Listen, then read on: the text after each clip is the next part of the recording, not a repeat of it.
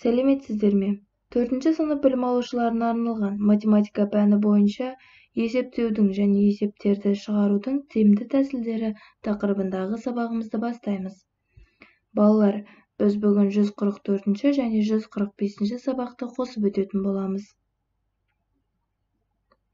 Бүгінгі оқу мақсатымыз 3-4 амалмен шығарылатын есептерді модельдеу және түрлі әдіспен шығару ең тиімді әдісті анықтау, микрокалькулятордың көмегімен есептеулерді орындау.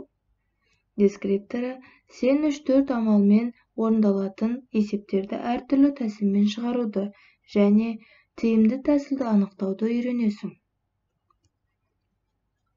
Ендеше, оқулығымыздың 53-ші бетіндегі бірінші тапсырмаға назар аударыңдар. Әртүрлі тәсілмен есепте саған амалдардың қандай қасиеттері көмектесті?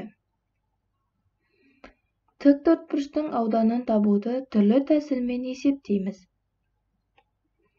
А қабырғасы мен Б қабырғасының көбейтіндісі Б қабырғасы мен А қабырғасының көбейтіндісіне тең. Көбейткіштің орны ауыстырғанмен көбейтіндінің мәні өзгермейді. Бұл көбейтудің ауыстырымдылық қасиеті. А қабырғасы 8 см-ге тең, Б қабырғасы 3 см-ге тең. Ауданын есептейік. 8 см мен 6 см-дің көбейтіндісінің мәні 24 см²-ға тең. 6 см мен 8 см-дің көбейтіндісінің мәні 24 см²-ға тең. Үлкен тіктөртбұрыштың ауданын табайық. Үлкен тіктөртбұрыштың ауданын табу үшін А қабырғасы мен Б қабырғасының қосындысын С қабырғасына көбейтіп, үлестірімділік қасиетін пайдалана отырып, А қабырғасы мен С қабырғасының көбейтіндісіне Б қабырғасы мен С қабырғасының көбейтіндісін қосамыз. Ендеше ауданын табайық. 5 см мен 3 см-дің қосындысын 2 см-ге көбейткенде мәні 16 см²-ға тең болады. 5 см мен 2 см-ді көбейтіндісіне 3 см мен 2 см-дің көбейтіндісін қосқанда 16 см²-ға тең болады. Ендеше қораптың көлемін табайық. Қораптың көлемін табу үшін А қабырғасының ұзындығын Б қабырғасының еніне көбейтіп, оны С қабырғасының биіктігіне көбейтеміз. Немесе А ұзындығын Б ені мен С биіктігіне көбейтіндісіне көбейтеміз. Бұл терімділік қасиеті.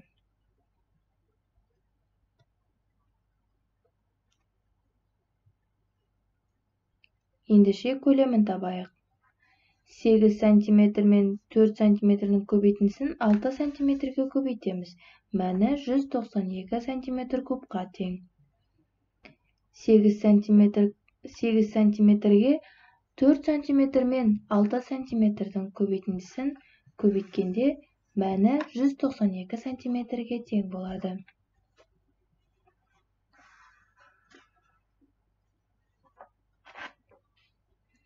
Есіңде сақта, тиімді тәсілмен шығарған кезде сандар оларға математикалық амалдарды қолдануға ыңғайлы болатындай етіп таңдап алынады.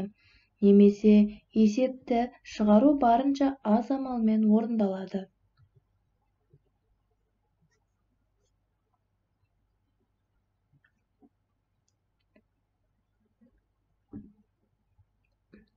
Оқулығымыздың 54-ші бетіндегі 3-ші есепке қараңдар.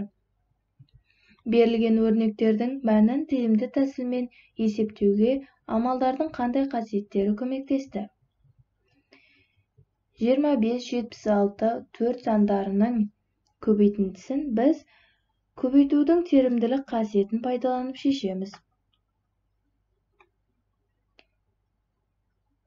76-ны 25 пен 4-тің көбейтісіне көбейтіп, есептің мәнін табамыз.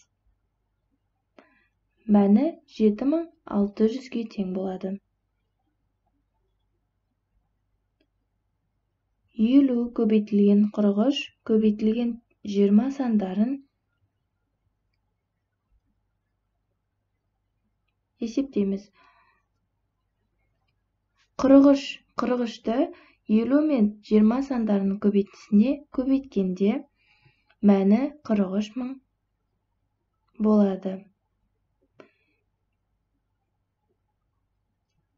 30-ды 125 пен 8-дің көбейтісіне көбейткенде мәні 30 мыңға тең болады.